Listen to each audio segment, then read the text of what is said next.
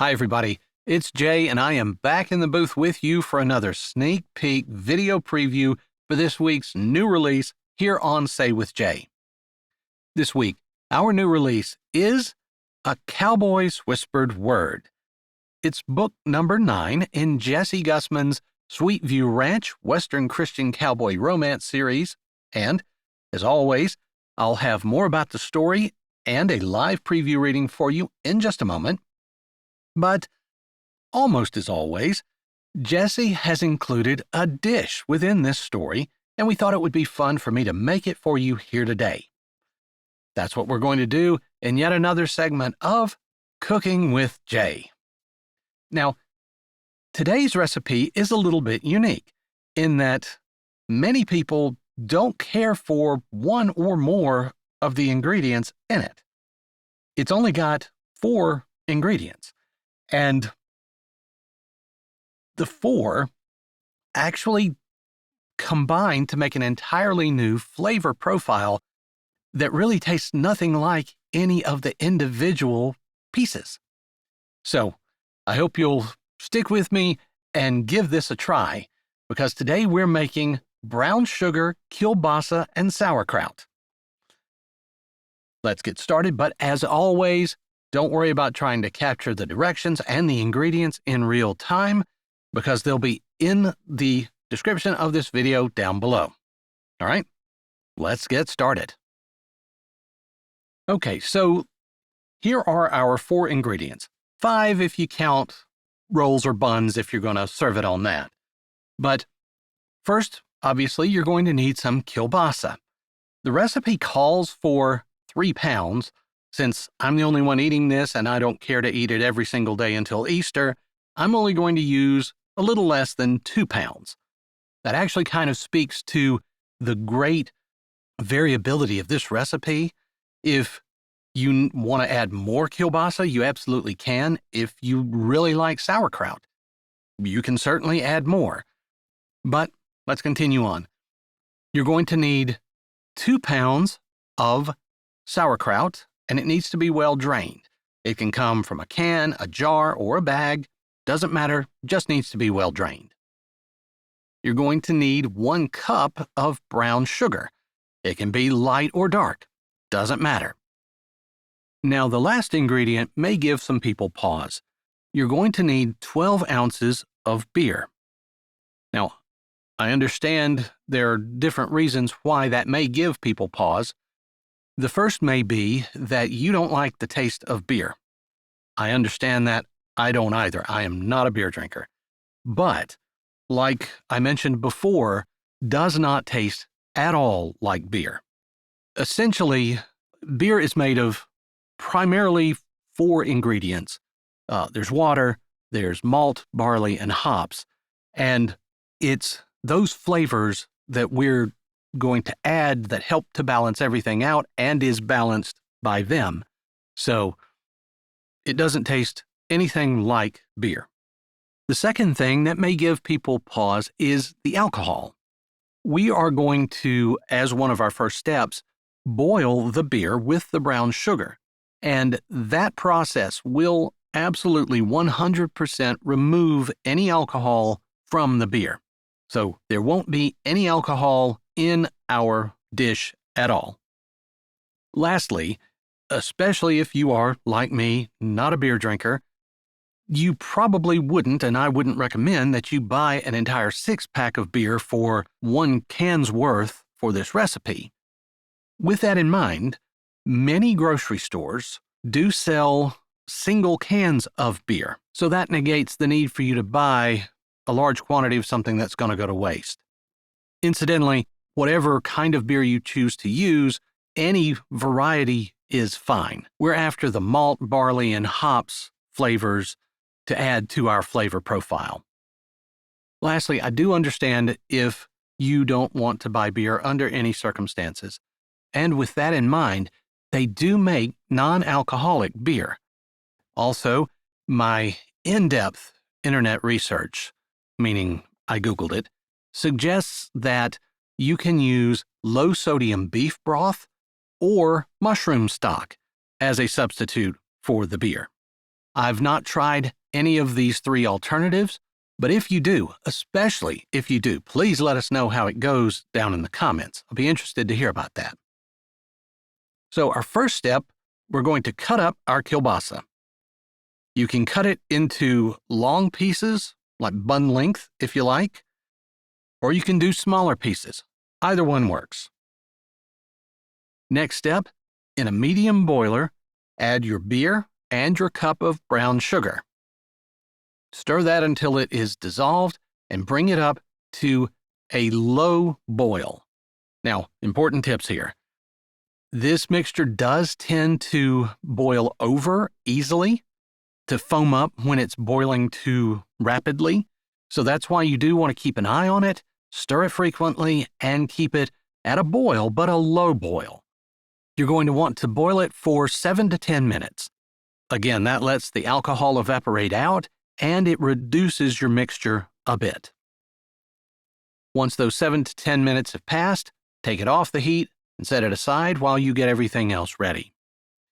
This is an excellent time, if you haven't already done it, to drain your sauerkraut. The only remaining prep is to arrange your kielbasa in your crockpot, top that with the sauerkraut, and then pour over that your mixture, pouring it evenly on the sauerkraut. Then, just put the top on your crockpot, crank that baby up to high for 4 hours or low for 6 to 8. Once your timer goes off for that, all that's left to do is serve it up. You can serve the kielbasa on a bed of sauerkraut, or, my preferred way, put it on a nice roll or bun, and then top that with some sauerkraut. And folks, that's all there is to it. It is simple to put together, it is delicious. It's been a favorite of my family's for years, and I do hope you'll try it. If you do, as always, please let me know how it goes down in the comments. Okay, let's talk a little bit about A Cowboy's Whispered Word. The story starts 12 years in the past, in Wild, Wyoming. Wild, Wyoming, you might remember, is the town where the Clybourn family lived until their parents' death, after which they moved to Sweetwater, North Dakota, and purchased the Sweetview Ranch. But we're back 12 years ago, and a 12-year-old Whitney Singleton has just gotten some devastating personal news. She leaves her house and goes to the local park, where she hides in a tree to be alone with her anguish and her grief. While she's there, the Clybourn boys just happen to be playing basketball. Now, the Clybourn boys, who are actually young men at this point, when they finish, Caleb Clybourn happens to see the young girl distraught in the tree and goes over to try to help. He offers her some encouraging words and some solace, and as it turns out, those words help her to get through a very difficult time. Now, we jump back to the present day, where, if you recall from A Cowboy's Perfect Match, Miss Dixie, Stonewall's mother, has agreed to move to North Dakota to be near her son, and she needs some help moving. It just so happens that Whitney Singleton, now a young woman, a teacher, has gotten a job as the principal of Sweetwater High School, and she will be moving there as well. Ezra, the oldest Clybourn and de facto leader of the family, asks his younger brother Caleb if he would go back to Wild and help Miss Dixie pack up her house and move, and also help Whitney. While he is there, Caleb suffers a rather serious accident, and Whitney has the chance to pay forward the kindness that he showed to her over a decade before. While they are there together, they both have an opportunity to save another young life. Can they do it? And in the process of doing so, Can they find more between the two of them? Well, as always, you're going to have to listen to the full release to find out. But for now, here is a scene from A Cowboy's Whispered Word. I hope you enjoy it, and then come back this Friday for the full release, here on Say With Jay. Do you think we're going to get the second cutting of hay in before the thunderstorms they're forecasting this week? Ezra's hand clamped down on Caleb's shoulder. Caleb turned to look at him. We are if I have anything to do about it, he said. He had every intention of making sure they got their hay in. Each year, they kept the best heifers from their year's crop, and their herd had been slowly growing. They still had plenty of ground to make hay to feed their livestock, but part of the way the farm made money was to sell some of that hay. The best way to make sure the farm stayed in the black was to work as hard as they could while they could, knowing that the winter was coming. Ezra gave an easy smile and dropped his hand. He stood shoulder to shoulder, facing their youngest sister, Lois, who was talking with Joanna and Stonewall. Lois was enjoying the college graduation party that they had thrown for her. Of course, her actual graduation had been back in May, but they'd been in the midst of all the work that happened on the ranch during the spring. And Lois had said she'd rather do it in July when the weather was sure to be nice enough to have it outside. Can't believe everyone's out of school, Caleb said, and Ezra nodded. Of all his siblings, Ezra understood the responsibility that lay on his shoulders for making sure that they had raised their younger siblings right after their parents had died in the car accident. Ezra actually felt that harder than anyone, Caleb was sure. Although, considering that Caleb was the second boy and the fourth child after Ezra and the twins, he had definitely felt his share of the responsibility. His personality was different than Ezra's, though, and he was more of an easygoing, less serious type of man, which didn't mean that he didn't take his responsibilities seriously and didn't work hard. It just meant that he was more likely to smile while he was doing it. I know. Now I have my own children coming up. Ezra's eyes landed on his wife Alaska as she chatted with their sister Ada, laughing about something that one of the children was doing. Ada was unmarried, and it wouldn't shock Caleb if she remained that way. It wouldn't shock him if he remained that way as well.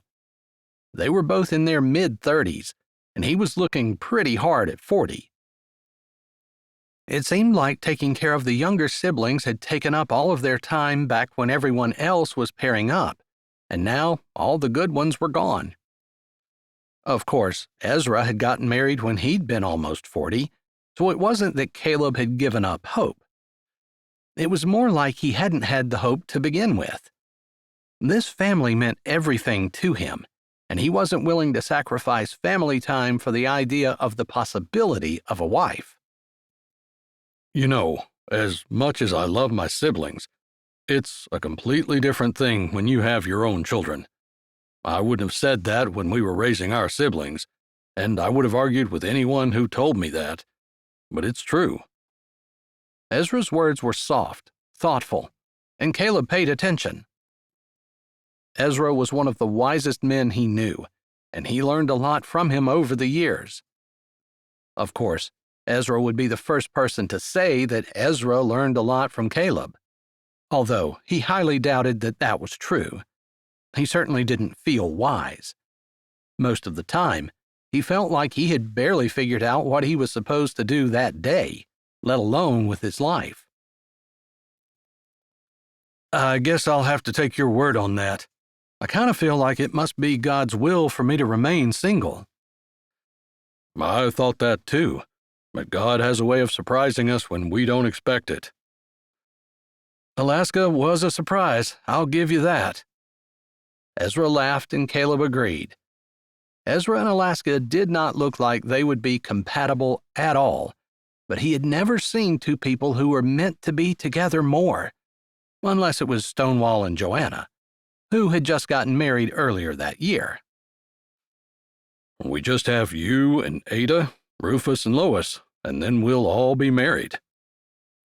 In a family the size of ours, with 12 siblings, more than likely they're going to be a couple who don't get married. I think I'm one of them, and I believe Ada would say she's another. I can't disagree with you. Statistically, it's almost impossible that all of us would be happily married. But I know Mom and Dad were praying over us and our future spouses from the time we were born, and I know that you and I and Priscilla and Phoebe took that on after they passed. At the mention of Priscilla, Caleb flinched. Priscilla had been married, but she was now divorced and planning on moving back to Wyoming. She kept getting delayed, and her children were in Sweetwater on the ranch, running around with their cousins, while Priscilla looked happier than she had in ages. She'd looked that happy since the kids had come at the end of May, when she postponed her trip back. Currently, Ezra had a high-dollar lawyer working on her custody arrangement, and it seemed like a good possibility that she might actually get full custody. Her ex was in the process of divorcing the woman he left Priscilla for, and he had a new woman in his life. Each of those women had children, and Caleb knew Priscilla would totally give up any type of financial compensation if he would give her custody. He was hopeful that would work out, and hopeful that something even better would work out for Priscilla, and she would find a man who deserved her. I have a favor to ask of you, Ezra finally said, after they stood side by side, holding their empty plates and slowly sipping from their water as a hot North Dakota sun beat down. They'd taken the entire day off, which was very unusual, since their family pretty much worked from sunrise to sunset.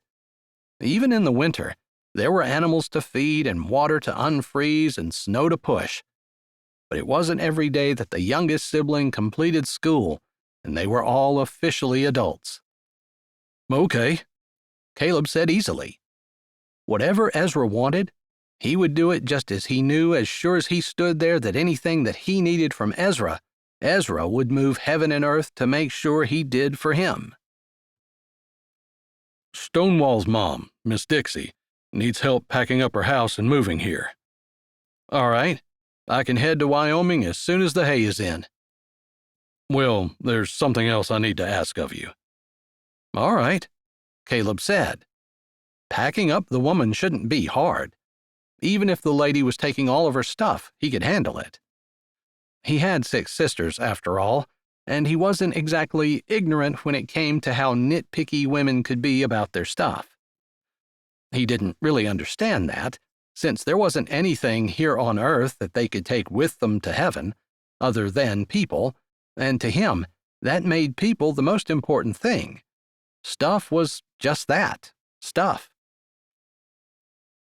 But women had brains he couldn't understand, and he wasn't even going to attempt to. They were picky about their stuff, so he'd do his best to accommodate them. I was hoping that you would be able to give Whitney Singleton a hand. She is all alone in the world, since her parents died years ago, and she has no siblings. She and Miss Dixie are pretty good friends, and Miss Dixie is concerned about leaving her. Is she the one who's going to be principal at Sweetwater High School this fall? Caleb said, trying to maintain his casual, unconcerned demeanor. He knew Whitney, remembered her from more than a decade ago, when he'd seen her crying underneath the tree. She had marked him in a way that not too many people had over the years. Yes, that's the one. We're not trying to butter up the school district. We're planning on homeschooling our children, so it's not that. I know, Caleb said. His family wasn't like that. Jesus was no respecter of persons, and his parents, and then his siblings, had tried to teach that and model it too. It didn't matter how much money a person had, or how much prestige, or how much they didn't. If they needed help, the Clybourns reached out a hand to help. And if there was anything they could do, they did it. It's probably going to take a couple of weeks. So you get Miss Dixie's house cleaned and packed up, and then Whitney's as well. Of course, Miss Dixie said you could stay at her house. Okay, doesn't sound like a problem to me. Also, last I heard, Whitney was trying to sell her car. She wanted to buy an SUV for North Dakota. She said she should have had one in Wyoming, but she was determined to get one now. Got it. So she might end up coming home with me. Yeah. Things are likely to change since both houses are up for sale. If that happens, we'll just have to shift around and adjust. We? So you're coming with me? No, I should have said you. You're the only one we can spare right now, and we really can't spare you either. It's just, I know, I'm single, unattached, and able to travel. You don't have to stumble around when you're trying to find a way to say that. I didn't want to rub it in. Hi, this is Jay, and thanks for listening. If you're ready for another great Jessie Gussman audiobook, here's one we think you might like. Or check out our latest releases. Don't forget to subscribe to Say with Jay, give this video a thumbs up, and tell us what you liked in the comments.